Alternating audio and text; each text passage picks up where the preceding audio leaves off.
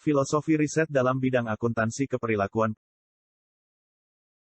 Pergeseran arah riset. Pada tahun 1970-an terjadi pergeseran pendekatan dalam riset akuntansi.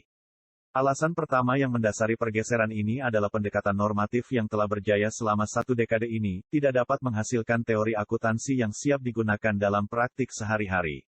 Alasan kedua yang mendasari usaha pemahaman akuntansi secara empiris dan mendalam adalah gerakan dari masyarakat peneliti akuntansi yang menitikberatkan pada pendekatan ekonomi dan perilaku. Beberapa pemikir akuntansi dari Rochester dan Chicago mengembangkan apa yang disebut dengan teori akuntansi positif, positive accounting theory, yang menjelaskan mengapa akuntansi itu ada, apa itu akuntansi, mengapa akuntan melakukan apa yang mereka lakukan, dan apa pengaruh dari fenomena ini terhadap manusia dan penggunaan sumber daya. Pendekatan normatif maupun positif masih mendominasi riset akuntansi hingga saat ini. Filosofi paradigma metodologi riset teori perubahan sikap. Suatu pengetahuan dibangun berdasarkan asumsi-asumsi filosofis tertentu. Menurut Burrell dan Morgan, 1979, asumsi-asumsi filosofi tersebut ada ontologi, epistemologi, hakikat manusia, human nature, dan metodologi. Dari asumsi-asumsi tersebut paradigma dapat digolongkan menjadi paradigma fungsional. Dipengaruhi oleh realitas fisik yang menganggap bahwa realitas objektif berada secara bebas dan terpisah dari luar manusia. Paradigma interpretif, menggunakan cara pandang para nominalis yang melihat realitas sosial sebagai sesuatu nama atau sebagainya, untuk membangun realitas.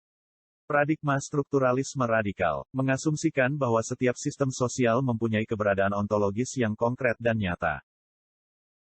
Paradigma humanis radikal, memiliki visi praktik akuntansi manajemen dan sistem pengendalian yang berorientasi pada orang dan tujuan organisasi. Paradigma postmodernisme, menyajikan suatu wacana sosial yang sedang muncul yang meletakkan dirinya di luar paradigma modern. Peluang riset akuntansi keperilakuan pada lingkungan akuntansi. 1. Audit. Penjelasan dari ini berorientasi pada pembuatan keputusan dalam audit, dan telah memfokuskan riset terakhir pada penilaian dan pembuatan keputusan auditor. 2. Akuntansi keuangan. Pentingnya riset akuntansi keuangan yang berbasis pasar modal dibandingkan dengan audit menunjukkan kurang kuatnya permintaan eksternal terhadap riset akuntansi keperilakuan dalam bidang keuangan. 3. Akuntansi manajemen. Riset akuntansi keperilakuan dalam bidang akuntansi manajemen cenderung fokus pada variabel lingkungan dan organisasional yang mengandalkan teori agensi, seperti insentif dan variabel asimetri informasi. 4. Sistem informasi akuntansi. Analisis alternatif dari bentuk-bentuk presentasi informasi adalah untuk komunikasi yang efektif dan efisien. Pemakai terhadap format sistem informasi yang lebih umum menunjukkan hasil bidang ini untuk akuntansi keperilakuan. 5. Perpajakan. Riset akuntansi keperilakuan dalam bidang perpajakan telah memfokuskan diri pada kepatuhan dengan melakukan pengujian variabel psikologi dan lingkungan. 6. Pertumbuhan riset perilaku. Indikasi penting dari pertumbuhan minat dalam pendekatan perilaku terhadap akuntansi merupakan pengaruh dari paradigma perilaku.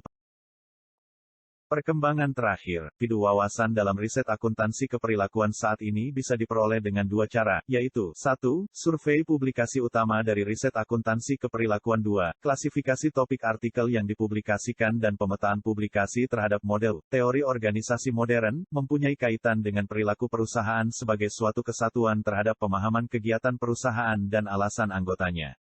Bisa dipastikan bahwa bisnis tanpa memperdulikan besar kecilnya, biasanya dipandang sebagai milik dari pemegang saham yang perhatiannya lebih terfokus pada dimensi-dimensi keuangan yang berputar di sekitar harga saham dan berada di luar lingkup keputusan. Model motivasional dari perilaku manajerial. Pengujian terhadap literatur berdasarkan organisasi motivasional mengungkapkan bahwa kebanyakan dari penulisan empiris dan teoritis sebenarnya mendasarkan tulisannya pada motivasi partisipan dari tingkat yang lebih rendah. Selain itu, dari sejumlah teori ada yang telah mencoba menguraikan motivasi manusia secara umum dan telah diberlakukan bagi pelaku keorganisasian. Wawasan untuk masa depan. Masalah utama di masa mendatang adalah bahwa pendanaan untuk riset ini akan berkurang jumlahnya. Contoh, kantor akuntan publik yang termasuk dalam The Big 6 di AS saat ini kurang mendukung riset akademik dibandingkan di masa lalu. Tidak ada cara yang lebih baik untuk meningkatkan pemahaman seseorang terhadap satu fenomena kecuali dengan melakukan riset dan menulis tentang fenomena tersebut kepada orang lain dan melakukan berbagai perbaikan. Demikian pula, keunggulan teknologi khususnya komputer telah membuka dan mendorong peneliti untuk mempertimbangkan masalah-masalah yang pada masa lalu telah tertutup, atau mengangkat dan menganalisis masalah-masalah terbaru. Terima kasih.